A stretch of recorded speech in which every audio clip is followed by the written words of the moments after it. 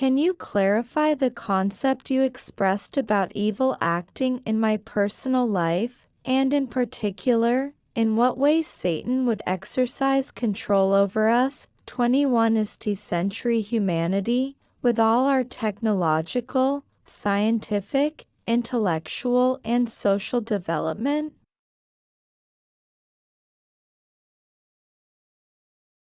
Even Satan, who according to the Bible, is the prince of this world, can do evil deeds only when he finds a person, with whom, regardless of his social, economic, intellectual, political, religious, etc. status, he is able to spiritually create a basis in common with him, first at the level of thought, then emotions, and finally to make him act in an evil way.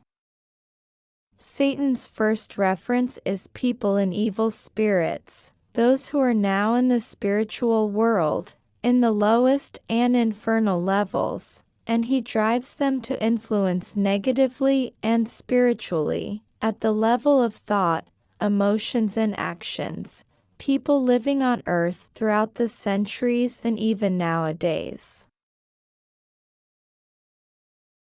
Naturally, under this negative influence on the spiritual level, people commit evil acts and sins through their physical bodies. Consequently, Satan's power is manifested in people on earth through the influence of evil people in the spiritual world. Depending on the kind of evil deeds committed by earthly people, one can speak of partial, occasional, or total possession. This also explains why certain borderline behaviors in a person, dissociative identity disorders, and opposing personalities in the person a la Dr. Jekyll and Mr. Hyde. Moreover, because Satan is a spiritual being, he can manifest himself by transcending time and space as long as he finds common ground with a person or group of people. So he exists and works even in our days, as he has done in history.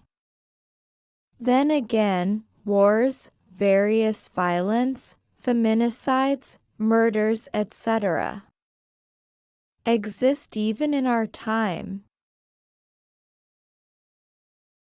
When the Bible, in Luke 22:3, says that Satan entered Judas Iscariot, it means that by establishing a common basis and having a give-and-take relationship with Satan, first at the level of thought and then emotions and actions, Judas became his instrument and was spiritually possessed by him. This possession led him, in addition to betraying Jesus, which he was not supposed to do, Matthew 26:23-25, to commit suicide by hanging himself.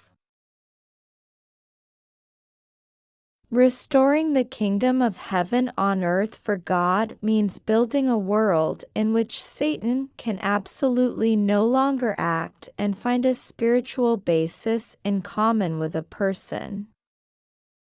To accomplish this, every man must completely eliminate his spiritual relationship, at the level of thought, emotions, and then actions, with Satan, and be freed from original sin through the returned Messiah, and purify himself of his personal evil nature, restoring in himself the original relationship with God, answering to God alone, as his share of responsibility.